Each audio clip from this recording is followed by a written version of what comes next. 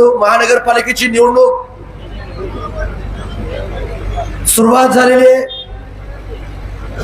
23 तारखेपासून ते 30 तारखेपर्यंत फॉर्म भरण्याची मुदत त्या ठिकाणी आहे. आणि हा वार्ड क्रमांक 2 आहे. आणि म्हणजे हा वार्ड क्रमांक 2 मध्ये सुद्धा आम्ही चारीचे चारी उमेदवार राष्ट्रवादी काँग्रेस पक्षाचे आम्ही त्या ठिकाणी देणार आहोत. आणि म्हणून तुम्हाला विनंती करण्यासाठी बाबासाहेब पाटील साहेब, आम्ही सर्व नेते मंडळी या ठिकाणी आम्ही आलेलो आहोत.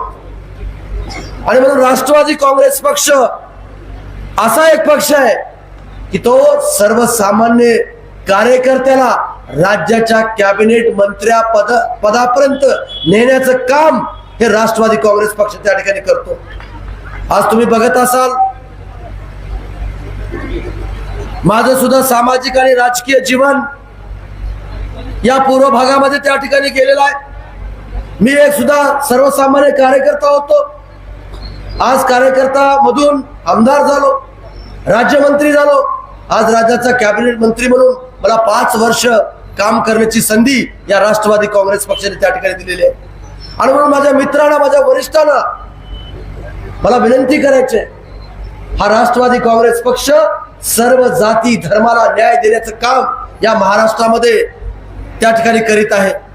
आज हसन मुश्रीफ नावाचा मनुष्य त्या कागल मतदारसंघामध्ये मोजून अल्पसंख्याक समाजाचे 5000 सुद्धा लोकसंख्या त्या ठिकाणी नसेल, पण हसन मुश्रीफ साहेब काम करणारे नेते म्हणून महाराष्ट्रामध्ये त्यांची ओळख आहे. आणि म्हणून आज राज्याच्या कॅबिनेट मंत्री एक चांगलं खातं, वैद्यकीय शिक्षण खातं त्याला त्या ठिकाणी देण्यात आलेलं आहे. आणि चांगल्या पद्धतीचं काम त्यांनी त्या ठिकाणी करतायत मित्रांनो. आणि म्हणून शिवशाही, फुले आंबेडकर, मौलाना आझाद या विचारांना सोबत घेऊन आम्ही राष्ट्रवादी काँग्रेस पक्ष या महाराष्ट्रामध्ये त्या ठिकाणी आम्ही काम करतो आहोत. आणि म्हणून मला विनंती करायची आहे तुम्हा सर्वांना, अनेक गोष्टी विक्रांत भैयांनी त्या ठिकाणी बोलले, विनोद भैया त्या ठिकाणी बोलले, आमचे व्यंकटराव बोद्रे साहेबांनी सविस्तर असं तुम्हाला हिंदी मधून आणि उर्दू मधून सोप्या भाषेमध्ये त्यांचं मनोगत त्या ठिकाणी तुम्हाला ऐकवलं. आणि म्हणून राज्यामध्ये मला तुम्हाला एकच त्या ठिकाणी विश्वास देऊ इच्छितो की जरी आम्ही महायुतीमध्ये जरी असलो तर माझ्या शहरातील माझ्या मुस्लिम बांधवाला, माझ्या मागासवर्गीय बांधवाला एक शब्द, एक विश्वास देऊ इच्छितो मी की विकासाच्या बाबतीमध्ये तुम्ही या ठिकाणी काळजी करू नका. आज बाबासाहेब पाटील साहेब राज्याचे कॅबिनेट मंत्री आहेत,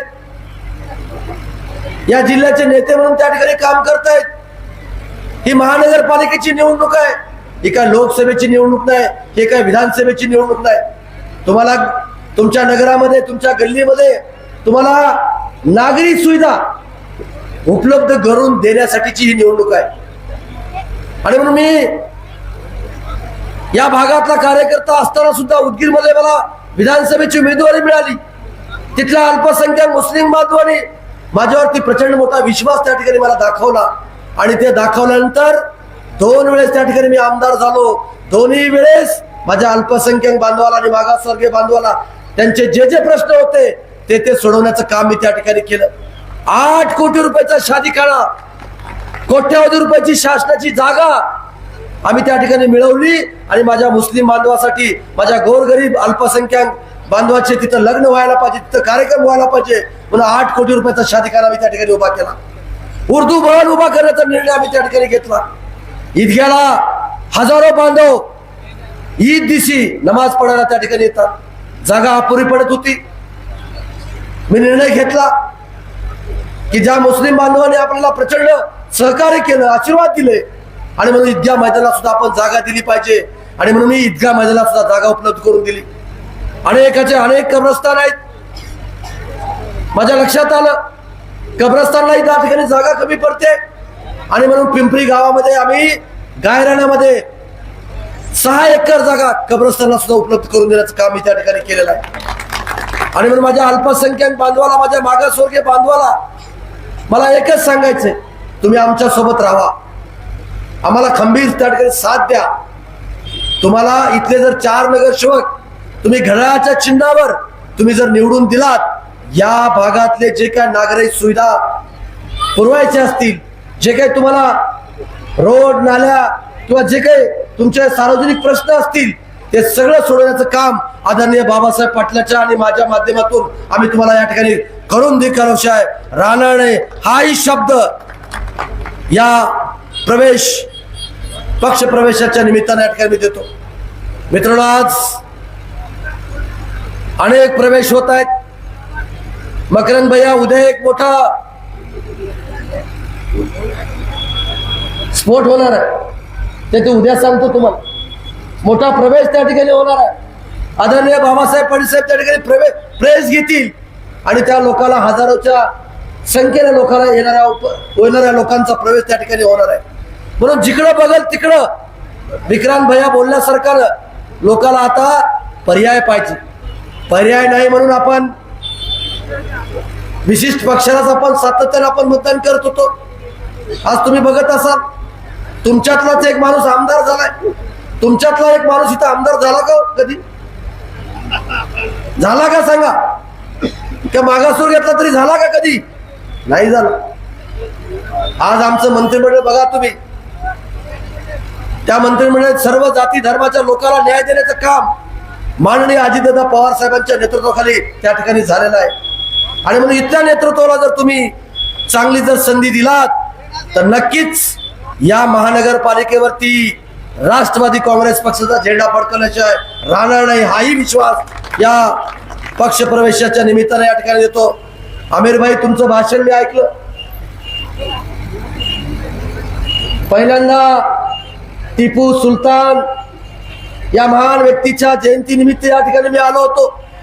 एक रक्तदान शिबिर, शिलाई मशीनचं वाटप, अन्य सामाजिक उपक्रम तुमच्या माध्यमातून, मित्रमंडळाच्या माध्यमातून त्या ठिकाणी होत होते. मी तुमचा पक्ष बघितला नाही, पण तुमचं सामाजिक काम बघून मी त्या कार्यक्रमाला या ठिकाणी आलो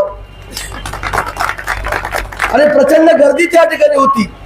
आणि म्हणून तुम्ही काम करत राहा. इथं इंद्राळे सर आहेत, खूप चांगल्या पद्धतीचं काम करतात. माझा भाऊ इथं नवनाथ आलटे, अनेक वर्ष समाजाची सेवा करण्याचं काम त्यांच्या माध्यमातून त्या ठिकाणी होतंय. अशा चांगले चांगले लोक या भागामध्ये आता या ठिकाणी निवडणुकीला थांबतायत. म्हणून आमिर, लोक जे माणूस काम करतो त्याच्या पाठीमागे उभा राहण्याचं काम त्या ठिकाणी करतायत. माझ्या बांधवाला एक गोष्ट मला या ठिकाणी सांगायची. परवा नगरपालिकेची निवडणूक झाली.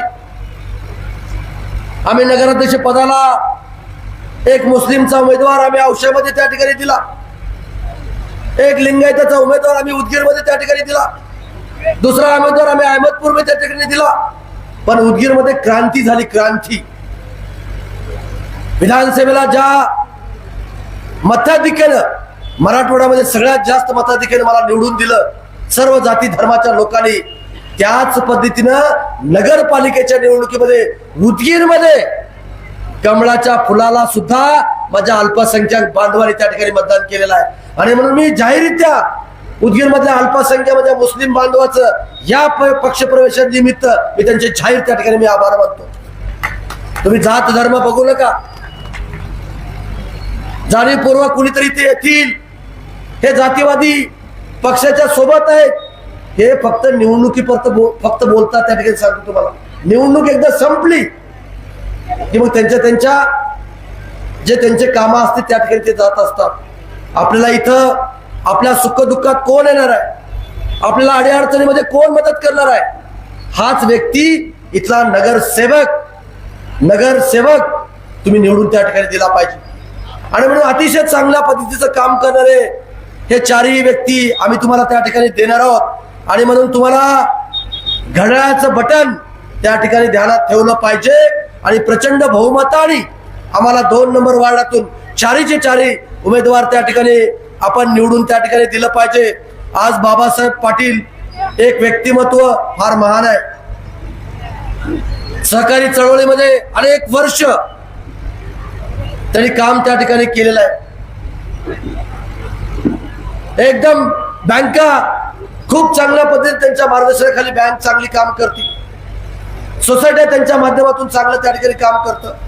आणि म्हणून तोच धागा पकडून माननीय अजितदादा पवार साहेबांनी त्यांना राज्याचं सहकार मंत्री म्हणजे मुख्यमंत्री 2 उपमुख्यमंत्री झाल्यानंतर 4थं स्थान त्यांना त्या ठिकाणी दिलेलं आहे. आणि तुमच्यासाठी, तुम्हाला विश्वास देण्यासाठी, तुम्हाला शब्द देण्यासाठी ते महान व्यक्ती या ठिकाणी आलेले आहेत आणि ते जिल्ह्याचे आता मंत्री आहेत. जिल्ह्यामध्ये एकमेव कॅबिनेट मंत्री म्हणून बाबासाहेब पाटील साहेब त्या ठिकाणी आहेत.